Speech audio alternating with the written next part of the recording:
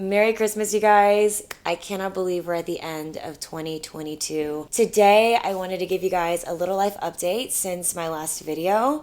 If you guys missed my last video, I announced that I have been going through a divorce. And even though I'm still in the thicket of everything, I'm definitely in such a more stable, beautiful place in my life where I'm able to share a little bit of what I've been going through. But before I get into that, I want to say thank you guys so much for all of your messages and your comments in that last video. You guys are giving me so much love and support and space to go through my grieving, and all of your motivation has just been so healing for me. So thank you so much again. But yes, 2022 definitely did not look at all like I expected. I did not ask Santa for a divorce last year. But in the midst of the storm and these transitions, I have honestly never been so grateful for my life. Somehow, in the darkest of moments, I have had some of the brightest, happiest moments of my entire life.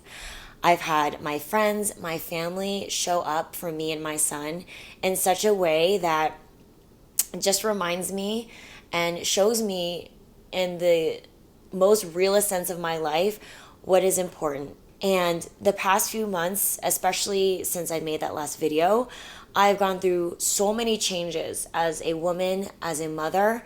The thing that you don't really realize when you come to the decision of ending your relationship or your marriage is that there's a whole saga that comes to that decision point. And then beyond that point, there's just all of the healing and the grieving and the mourning. And that was something that I didn't really understand until I started to go through it. It's almost like a domino effect, you know? You flick the first domino, that's the decision, and then slowly as the dominoes fall, you start to feel those different waves and phases of the death of your relationship. Compound that with being a new mom and having so much responsibility, especially Clark was a preemie and had a really difficult pregnancy with my condition. I was simultaneously trying to embrace and be so connected with my motherhood while also grieving the death of my marriage. Even as I talk about it right now, like I'm tearing up. One second, sorry.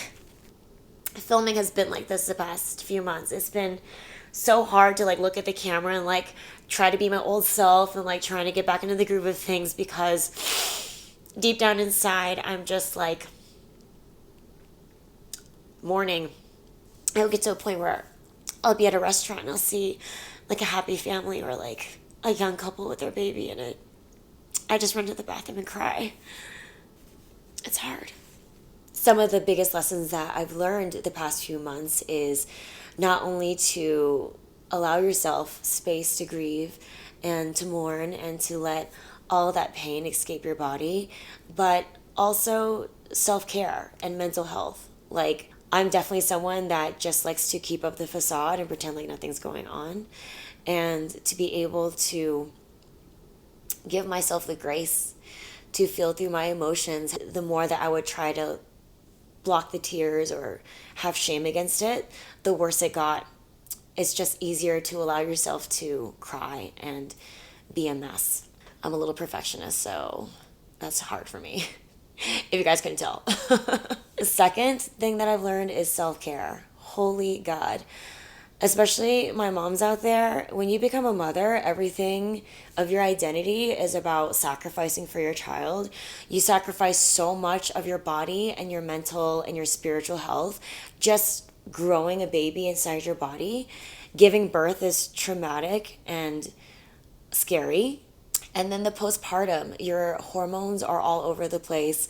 There's so much that a woman goes through the phases of birth, and you kind of forget who you are. And it's just so important to remember your identity and the things that made you happy before you had a child, so that you don't completely disconnect with yourself. Especially if you're going through being a new mother and a breakup, it's even more important to empower yourself as a single entity so that you can be there not only for yourself but also for your child. The third thing that I've learned is to learn how to receive and to ask for help. Again, with my perfectionist thing, I never like to ask for help or accept help, but my God, you guys, in the midst of this storm and the darkest emotional moments of my life, I have experienced some of the brightest, happiest moments that like bring me the same intensity of tears, but like in the happy department. The way that my parents and my family and my friends have shown up for me to just, I'm crying again, shit. The way that my familial and my friendship love has been there for me has shown me what really matters in life. And it's not the things, but it's the people that you have. Oh, give me a second. I don't know why I thought I could film this video without crying. The way that my son, even though I'm going through a really rough time, has been able to feel unconditional love from my family and my friends, and also from myself.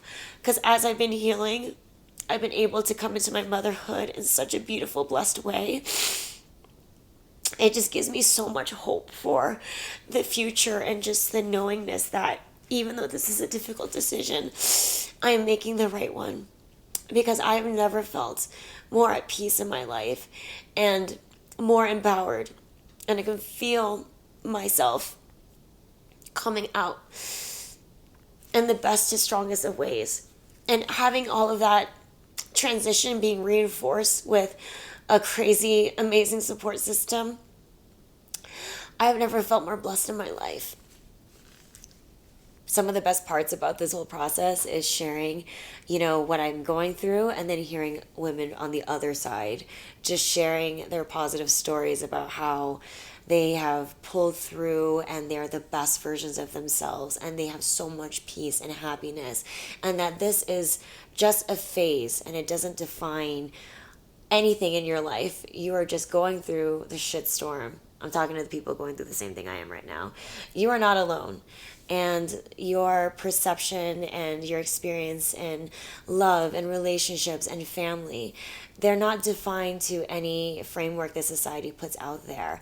And they're definitely not restricted to this experience right now. There's so much abundance and happiness, and it could be framed in the exact perfect way for you. And that's what I know and I feel in my heart.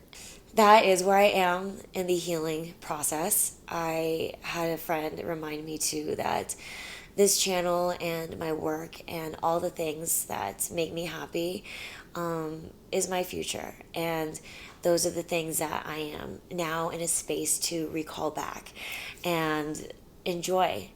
Even just putting on my makeup or putting my clothes back on, remembering how much my creativity gave me so much life purpose is starting to come back. And that is such...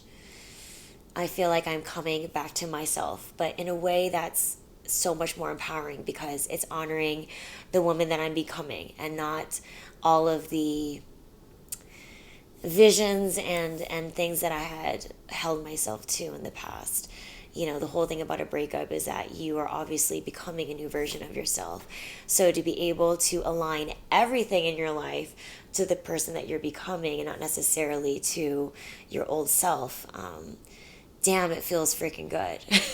I think that's a conversation for another video, but I am really happy to be back, and I'll probably be back in a new way. If you're out there as a mama, as someone who's going through a breakup, going through a divorce in the middle of this Christmas season, you are not alone. Remember how valuable you are. Remember your self-worth. Remember your self-respect.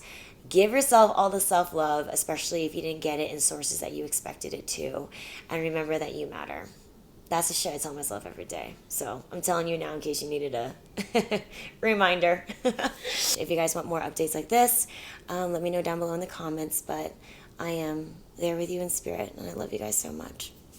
Happy holidays.